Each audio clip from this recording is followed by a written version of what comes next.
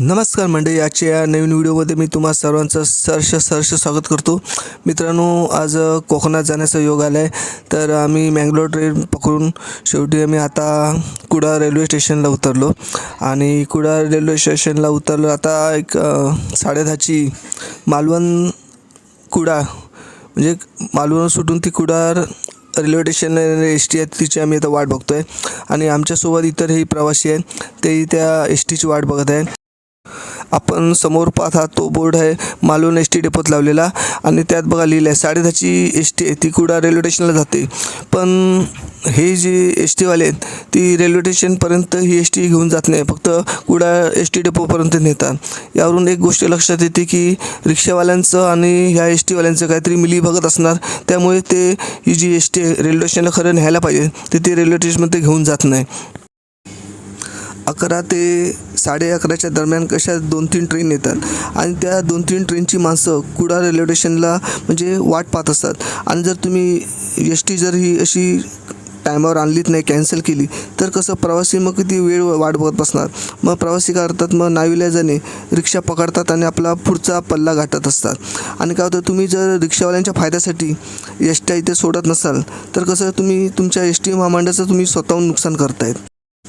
तुम्ही रिक्षावाल्यांचा कसा फायदा होईल याकडे लक्ष न देता आपल्या एस टी महामंडळाला जास्तीत जास्त कसा फायदा होईल आणि एस टीतून प्रवास करणाऱ्या प्रवाशांना कसा फायदा होईल याकडे जास्त लक्ष घाला.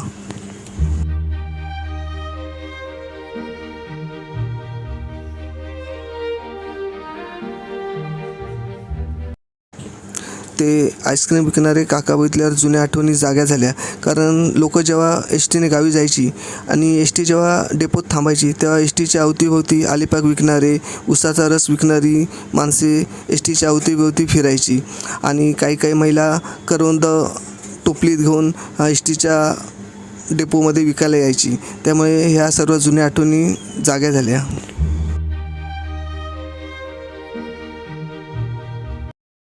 आता आम्ही डायरेक्ट आमच्या मावशीच्या घरी जाणार आहे, कारण मावशीने आम्हाला सांगितलं की तुम्ही डायरेक्ट आमच्या घरी या जेवण्यासाठी.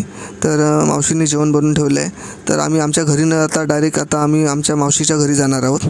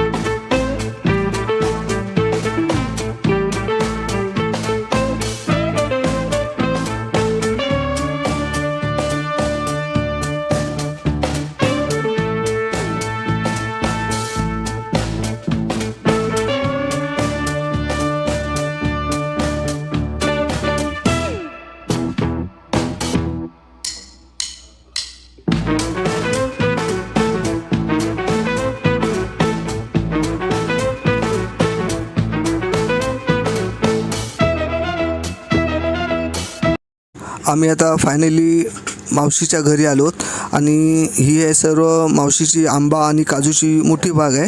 तर आम्ही गेटच्या आतमध्ये आलो तर बघितले काजू धरलेले आहेत. तर तहान पण भरपूर लागलेली आणि ऊन पण कडक आहे. तर आम्ही आता मावशीच्या झाडाला इकडे काजू सगळे लागले आहेत, तर आम्ही आता काजू खायला सुरुवात केली. आणि आता इथे 5 मिनटावर मावशीचं घर आहे आणि सर्व झाडं पाहतात ही आमच्या मावशीची बाग आहे काजू आणि आंब्याची. तर आता आम्ही इथे येऊन काजू खायला सुरुवात केली आहे आणि काजू अतिशय गोड आहे. आणि एक वैशिष्ट्य म्हणजे कोकणातले जे आंबा, फणस किंवा काजू याची चव इतर तुम्हाला कुठेही मिळणार नाही, कारण ही जी चव ही जमिनीची आणि मातीची चव असते.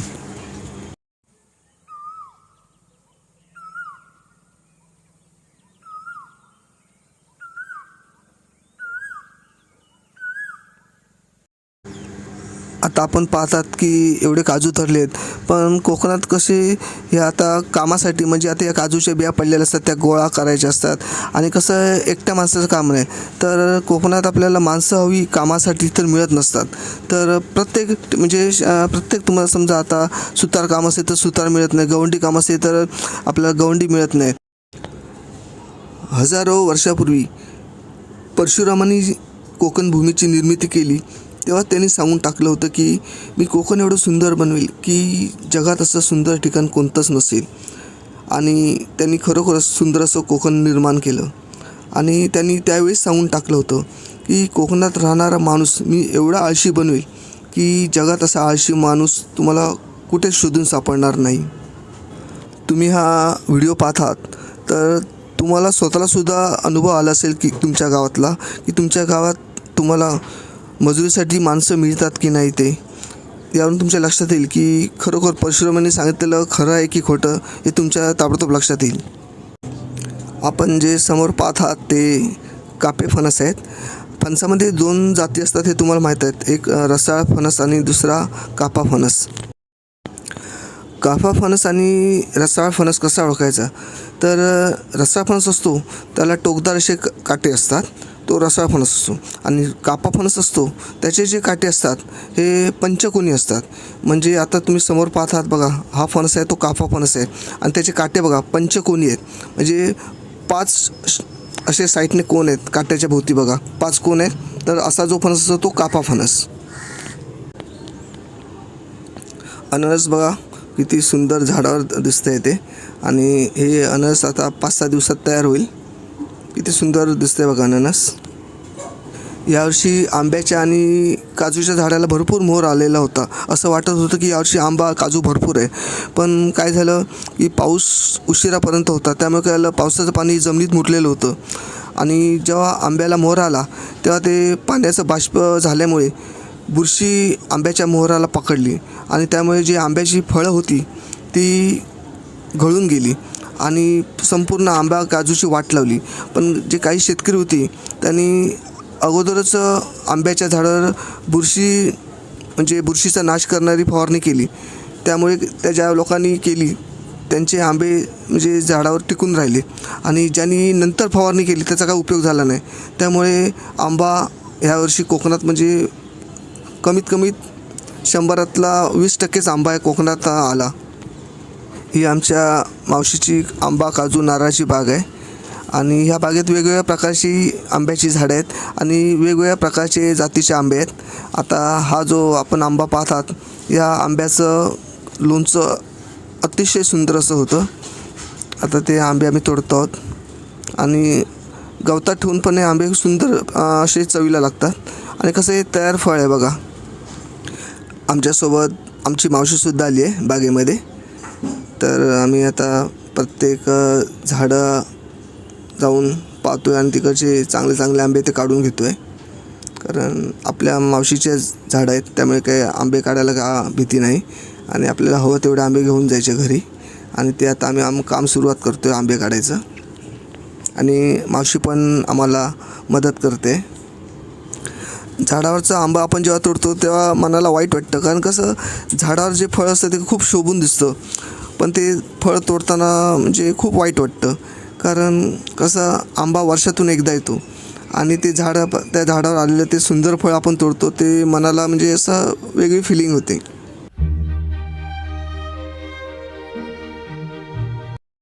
परिपक्व आंबा कसा ओळखायचा बघा. आता हे आंबे पाहतात त्या आंब्याच्या देठाखाली बघा असा खड्डा पडला आहे, जो खड्डा पडतो तो कसा परिपक्व आंबा असतो.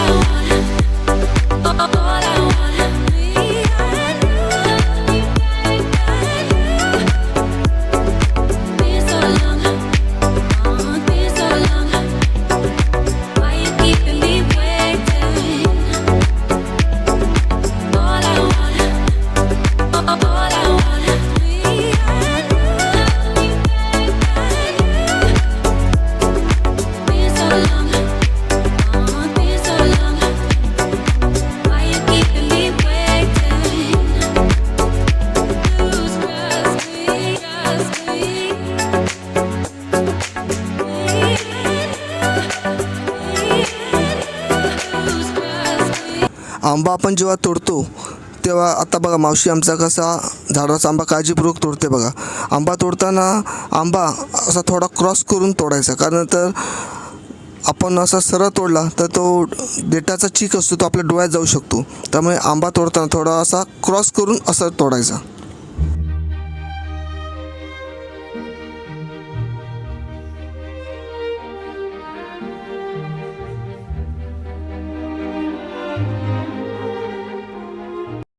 आता सर्व आंबे आम्ही गोळा करून ठेवतो आहे, कारण आता पटकन घरी पण निघायचं, कारण आता एस टी मिळत नाहीत आणि ऊन पण कडक ऊन लागले. तर आता आम्ही पटापट ते सगळे आंबे गोळा करतो आहे आणि आता घरी निघायची आम्ही तयारी करतो आहे. माणसाची जी हवं असते ती कधीच पूर्ण होत नसते, त्याला अजून अजून हवंसं वाटत असतं बघा.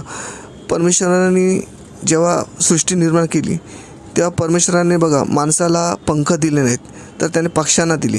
कारण माणसाला जर पंख दिले असते तर माणूस प्रत्येक झाडात उडत गेला असता. आणि समजा आता ही अशी आंब्याची झाडं आहेत, त्या आंब्याच्या झाडावरचे सगळे आंबे काढून त्याने साफ करून टाकले असते, म्हणजे सगळेच्या सगळे आंबे काढून टाकले असते.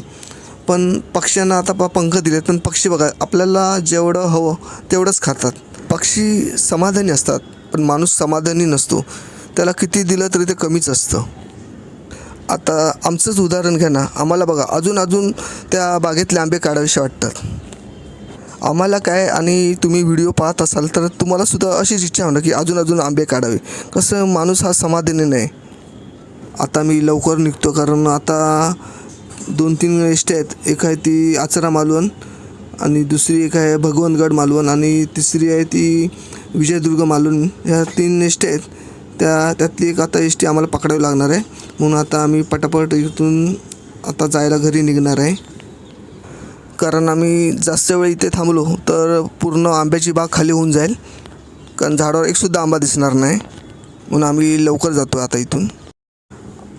आता आमच्याकडे बोजा भरपूर झाला आहे, कारण आता इथून घेऊन जायचं, पुन्हा एस टीत टाकायचं. आणि एस टीतून मग आमच्या घराकडे जाताना रिक्षा नाही भेटली तर सड्यावरनं एवढं बोजा आहे तो हातात घेऊन आम्हाला आता भर उन्हामध्ये खाली उतरावं लागणार आहे आमच्या घराकडे जायला.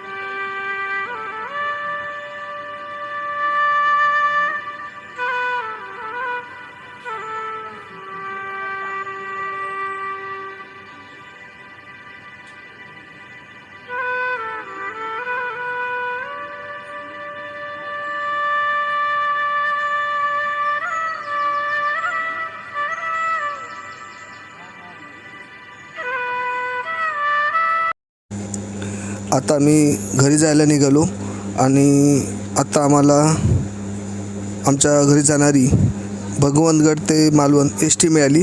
ती एस टी पकडून आता आम्ही घरी जायला निघालो.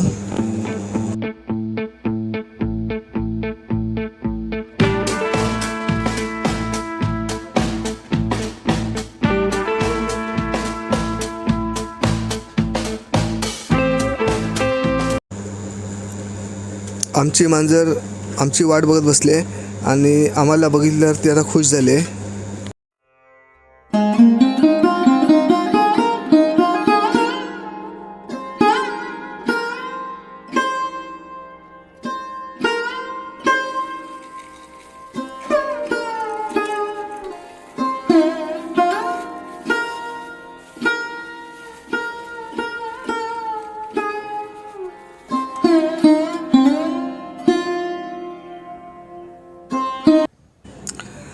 आमची मांजर आता पोटभर नाश्ता करून गाडीवर झोपली आहे, आणि खूप गुणी मांजर आहे ही.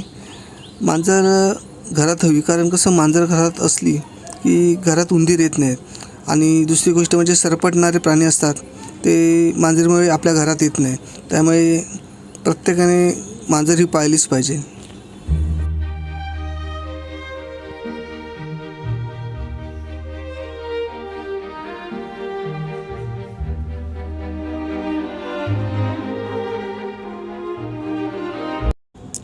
आपण जे समोर आंबे पाहत आहात ते आंबे आम्ही पेपरवर असे उभे करून ठेवले आहेत आणि शक्यतो जो कच्चा आंबा असतो तो आपण पिकत ठेवताना त्यावर गवत टाकायचं नाही, कारण बरेच लोक काय करतात, कच्च्या आंब्यांवर गवत टाकतात आणि ते पिकवतात. पण गवत टाकल्याने काय होतं, उष्णतेमुळे सर्व आंबे जे असतात ते एकदम पिकतात. आणि असं जर तुम्ही पेपरवर असे ओपन आंबे ठेवले तर ते कसे आंबे हळूहळू पिकतात आणि कसं आपल्याला जो आंबा पिकतो तो लगेच आपल्याला समजतो. आणि गवतामुळे काय तो पिकलेला आंबा असला तर तो आपल्या लक्षात येत नाही आणि तो आंबा खाली राहून तो कुसून जातो आणि काळा पडतो. त्यामुळे शक्यतो आंबे जे पिकवायचे असतील तर असे ओपन करून पेपरवर ठेवायचे असतात.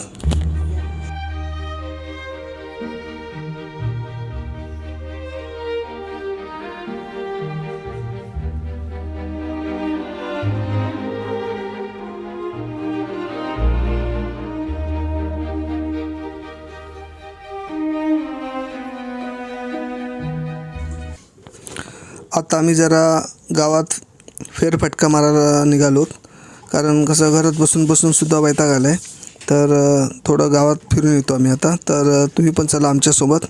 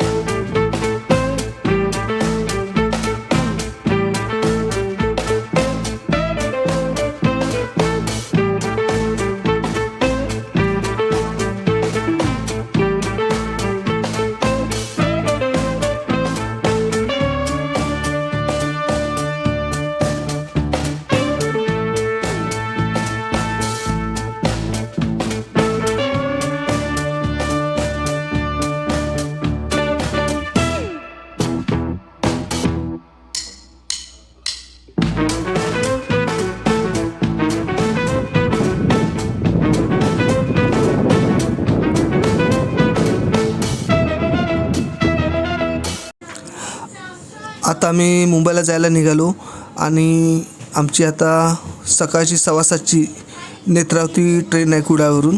तर आम्ही आता घरातून 3:30 वाजता बाहेर पडलो आहे, म्हणजे पहाटे 3:30 वाजता आता आम्ही रिक्षा पकडून मालवण डेपोत आलो आणि मालवण डेपोतून 4:50ची मालवण बेळगाव एस टी आहे आणि ती S T Kudal S T डेपोत थांबणार आणि तिथून आम्ही कुडाळवरून नेत्रावती ट्रेन पकडणार. आपण समोर पाहत आहात की ड्रायव्हर कंडक्टर सेल्फी काढतात असं तुम्हाला वाटत असेल, पण तसं नाही. तर पहाटे सुटणाऱ्या ज्या गाड्या आहेत की मालवण बार्शी, मालवण कोल्हापूर आणि मालवण बेळगाव अशा या पहाटे सुटणाऱ्या गाड्या असतात, त्या टायमावर सोडतात की नाही हे पाहण्यासाठी हा ड्रायव्हर व कंडक्टरांचा हे अधिकारी फोटो काढतात आणि हे फोटो हे वरिष्ठांकडे पाठवतात की खरोखर गाडी राईट टाईम सोडली जाते की नाही ते पाहण्यासाठी.